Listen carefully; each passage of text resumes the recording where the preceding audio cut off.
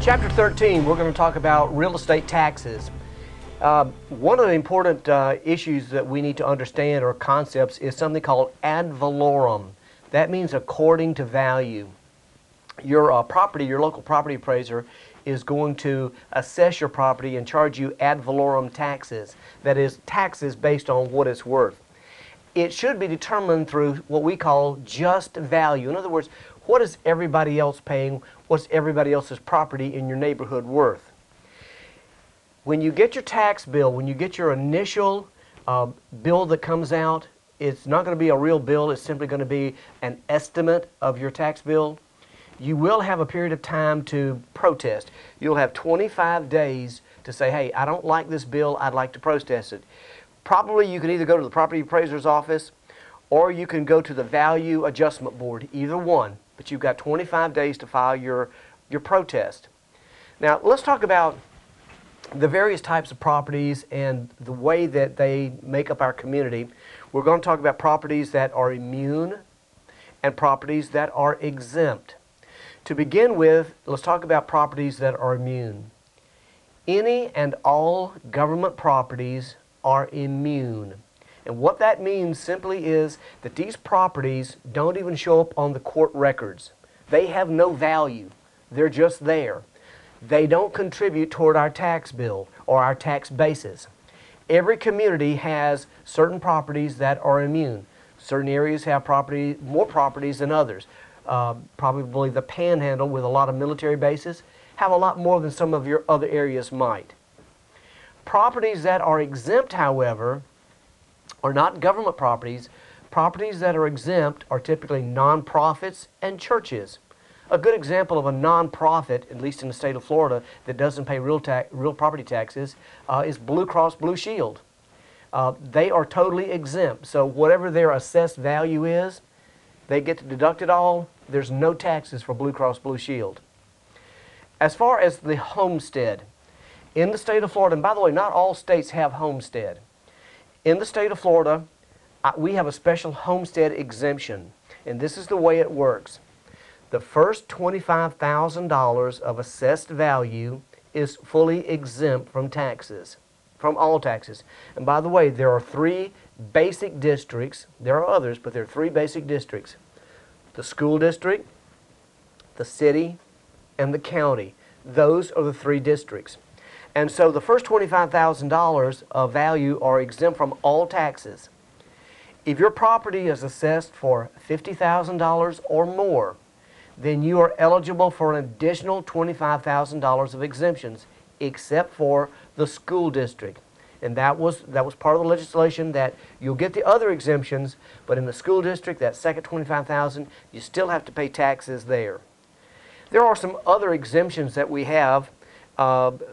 Unmarried widows or widowers that are legally, and also individuals that are legally blind, there's an additional $500 of exemptions. There's military-related disabilities. We also have Greenbelt. And Greenbelt laws basically cover any agricultural property. And these are all in a zoning pattern. In other words, each of the counties have zoned out and said these areas we're going to identify as agricultural properties. These Greenbelt areas get a lower assessed value. The millage does not go down, but their assessed value certainly goes down. And one of the main reasons is that in these Greenbelt areas, agricultural properties, a lot of your zoning is very low density, sometimes as little as one house in 20 acres, which means it really doesn't have a lot of value. As far as calculating your property taxes are concerned, our property taxes are calculated in mills. A mill is 1/1000th. 2 mills is calculated with 0.002.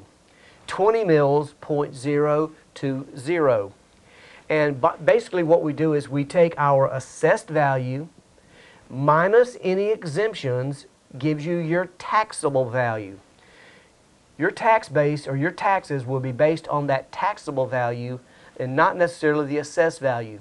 Now, if you don't have any exemptions, obviously your assessed value will be your taxable value. One of the big things that we need to understand also, the non-payment of real property taxes. If a person fails to pay their real estate taxes in a timely manner, to begin with, your bill comes out November 1st of each year, and you have till April 1st of the next year to pay your real property taxes.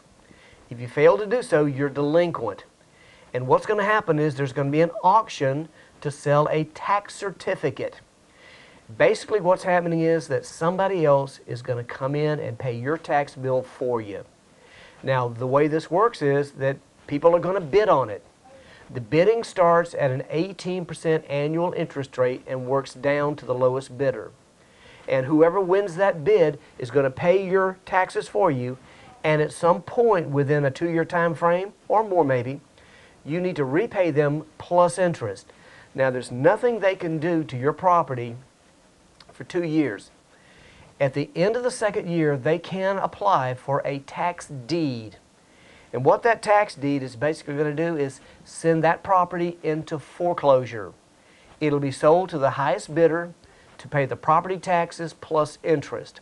And I also want to caution you that real property taxes are considered to be a superior lien, which means that they're going to be above and take precedence over any other lien below that, which could include a mortgage lien.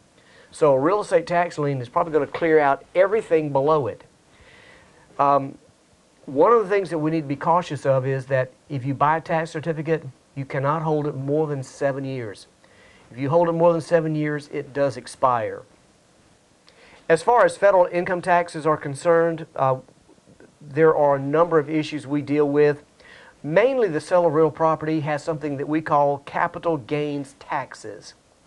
Currently, the long-term capital gains tax treatment that we use in this country is 20% of whatever that gain was. Now, long-term means that you have to hold the property for more than 1 year. A year and a day qualifies it. So what you're doing is you're paying taxes on whatever that gain is. An easy way to calculate gain, you take your purchase price, you add in whatever closing costs that you have.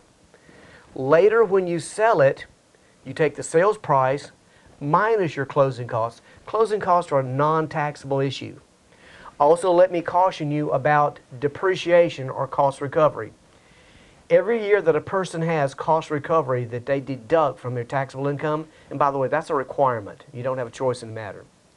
That lowers the amount of their tax bill at that particular time, but when you sell it, you have to recapture all of your depreciation or cost recovery, and you'll be paying that at a tax rate of 25%. So just because you get a break while you own it, it's one of those smoke and mirror things that comes back to get you when you sell it. Also, we have a pretty good deal going right now for primary residence. And that primary residence, the way that it works, if you own a home, it's your homestead, it's your primary residence, and you've lived in it for at least 24 months, out of the last 5 years, there are some exclusions of taxes. If you're married filing jointly, the first $500,000 of gain is excluded, is exempt. If you're married filing separately, or you're an individual filing by yourself, individually you get up to $250,000 of exemptions. So the homestead carries some pretty good exemptions out there. Also remember that as far as deductions are concerned, we get to deduct the mortgage interest and also property taxes. As far as investment real estate is concerned, I've already gone over with you the formulas for getting to our cash flows. Your potential gross income minus your vacancy and collection losses gives you effective gross income, minus your operating expenses gives you net income, minus your debt service or your mortgage payment gives you before tax cash flow. Then you subtract out your income taxes. That gives you after-tax cash flow. One of the questions that the state has always given is, how do you calculate taxable income? Well, that's a simple formula. It's real easy, so listen closely. We're going to take our net operating income. Remember, net operating income is minus all of our operating expenses, fixed, variable, and reserves. Reserves are money that we set aside to pay for things that break later. If you don't spend it, I promise you, it's going to be taxed. So we're going to take our net operating income, we're going to add reserves back in that we've not spent yet. The two big deductions that we get is the interest on our mortgage and what we call cost recovery or depreciation. Those are our two big deductions that we get. When we subtract those out, that gives us our taxable income. Then what we have to look at is say, what is our tax rate? What is our tax bracket that we're in right now? And then simply apply that tax bracket to that taxable income. And that gives us our income taxes that we apply every year. Two things that also defer taxes that I want to make sure that we understand: the installment sale and like-kind properties, both of those. Let me explain what the installment sale is. Anytime that the seller agrees to finance some of the sale of the property, in other words, owner financing, instead of taking all their money at one time, they say, you can pay me over time. Well, obviously, if you sold a home and you had or sold a property and you had a gain of, let's say, $300,000, that's going to put you in the upper income bracket. And that means that your income taxes will be high at that point. You pay taxes in the year that you collect the money. But what if you took that $300,000 over 10 years? That means you'll be collecting $30,000 a year rather than $300,000. That probably would bring your tax bracket down, and then you would only pay it as you went over the 10-year period. The other thing that we need to understand is like-kind exchanges. Some people call it a tax-deferred exchange or the 1031 exchange. What we're doing here is we are exchanging like-kind properties. And let me say this. When we talk about like-kind properties, we're talking about anything that we bought for income, business, or investment. And there are two exclusions. Your primary resident, it cannot be put in the mix. We cannot exchange it and defer taxes. It already has a pretty good benefit. The second thing is dealer inventory. And when I talk about dealer inventory, what I'm talking about is a builder who builds a subdivision for resale. Those properties that they build can't be brought in the mix either. So we've got those two items that are non-exchangeable. Everything else is exchangeable. The thing is that you can exchange like values, a shopping center for a warehouse for vacant land for an apartment. You can mix and match what you've bought for income, business, or investment, but it has to be of the same value. Anytime that it's not of the same value, then what you're going to have is probably cash brought in. Cash is considered boot. And so therefore, since it's an unequal exchange, whoever receives the boot gets the boot. In other words, whoever is receiving the cash is buying down, which means that they are going to be paying taxes on that boot that they receive. And that's the end of chapter 13, and what I'd like to do right now is I would like to review with you quickly those important issues in chapter 13.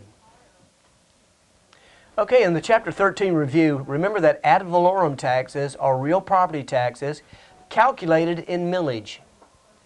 Government properties are immune, which means that they don't show up on the tax rolls. Churches and nonprofits are exempt. They do show up on the tax rolls, but then are kicked out later. Our homestead is partially exempt. And remember I said that the first $25,000 of assessed value is exempt? And if that property is assessed for $50,000 or more, then there's a second $25,000 exemption, except for real property taxes. Greenbelt laws favor agricultural properties with lower assessed values. Non-payment of property taxes causes a tax certificate sale. Bidding starts at 18% and bids down. After 2 years, the holder of the tax certificate can request a tax deed through a foreclosure.